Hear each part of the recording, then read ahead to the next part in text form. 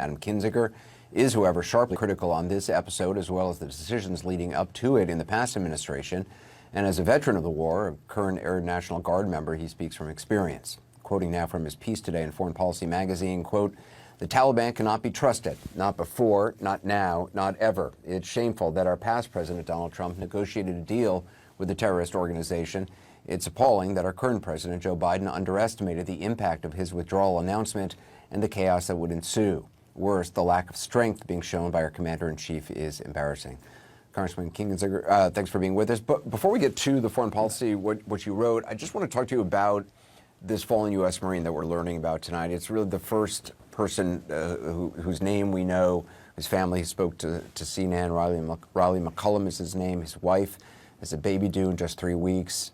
Wanted to be a Marine his whole life, so much so that he carried around a toy rifle in his diapers and cowboy boots as a toddler, which I love the image of that.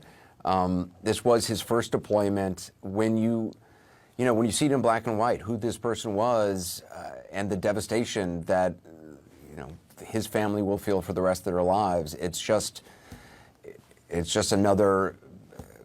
horrific.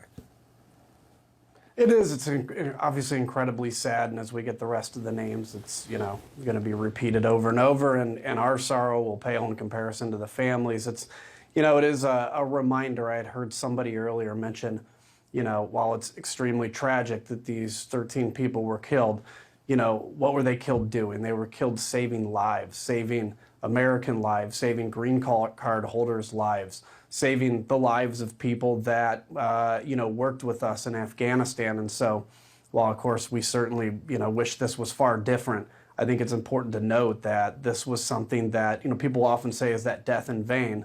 It's a death we certainly wish didn't happen, but I think you can look at what we were accomplishing and say there are many lives that are going to be touched in generations because of this. Well, and also, I do think it's important to point out as well that they were standing there exposed, knowing that there was a likely attack. Knowing that there was very specific intelligence. In fact, the U.S. had warned for Americans to get away from that area because it was not safe, and yet they were standing there, if the images from days past are any indication, shoulder to shoulder with their fellow Marines and others, knowing what, any second could happen in that crowd. The White House is saying that President Biden has been warned another attack is likely as the mission enters its most dangerous period. How concerned are you about that? And is there anything you think that can be done that may not be being done?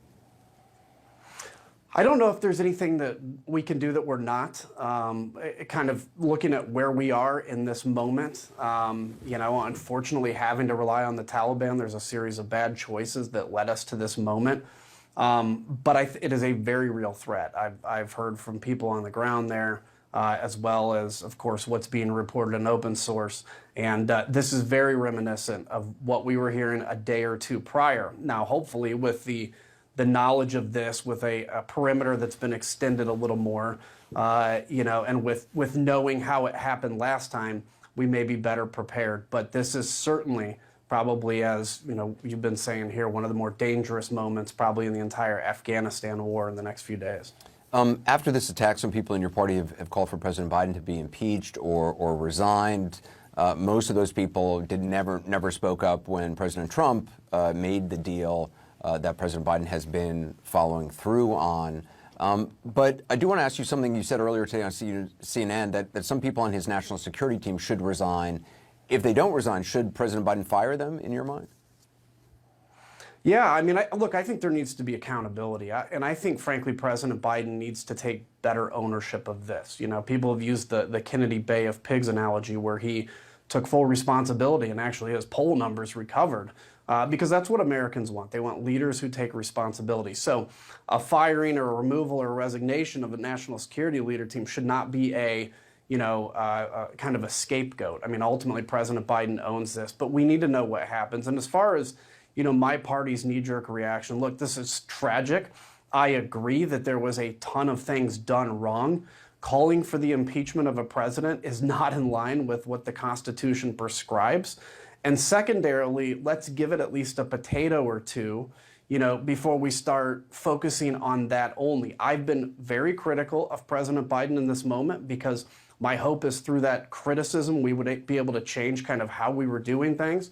I've been very critical of the prior president, but this country really needs to get back to where we see ourselves as Americans before, party members. And unfortunately, I think that is flipped around at this moment. Yeah, you are consistent in your criticism and your praise, which speaks to your favor. I do want to read something from your op-ed for Foreign Policy. You said, "We have the strength, power, and fortitude to stand up for freedom, and we must take that stand now by pushing back on the arbitrary deadline the president has set for withdrawal, securing the airport, and expanding our efforts to ensure the safety and security of all Americans, Afghans with special visas, and our Afghan allies in danger. Anything less is unacceptable and un-American." What would you do differently at this point? I spoke to, former Chairman Mike Rogers yesterday, who talked about expanding the perimeter. To me, and I'm certainly no expert, but that only seems to, I'm not sure what that actually does on a tactical level. It seems to just need more. First of all, you would need more American troops there. You would expose them to just a greater number of people over a greater massive area. What do you think should be done?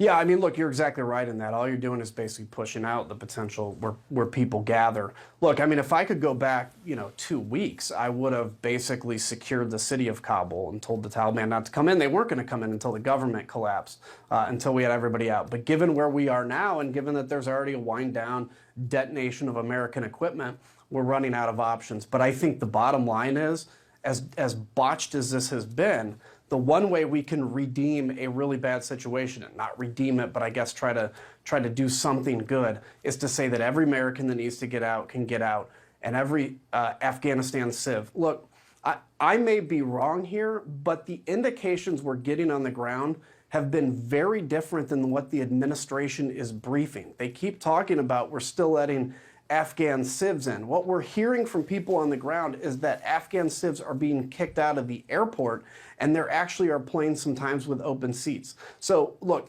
we'll be able to figure out what's going on in a few weeks when we have hearings and stuff, but I certainly hope I am wrong and that they are still allowing these folks in the airport to leave as long as we have time to do that. Yeah, Congressman Kinzinger, I appreciate your time. Thank you.